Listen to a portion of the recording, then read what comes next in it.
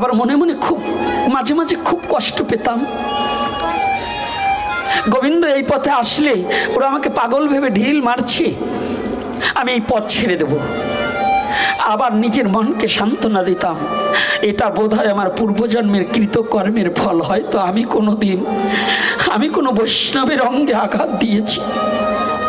যদি আমি জীবনে বৈষ্ণবের অঙ্গে আঘাত না দেব, তাহলে তো ওরা আমাকে এটা ফিরিয়ে দিতে পারে না। ওরা দিচ্ছে আমার প্রাপ্য ফল। আমি যেটা করেছিলাম সেটাই আমি পেয়েছি, কৃতকর্মের ফল। প্রারব্ধ ফল কখনো নিষ্ফল হয় না। এই প্রারব্ধ ফল কি? নিজের কৃতকর্ম ফল ভোগ করিতেই হইবে।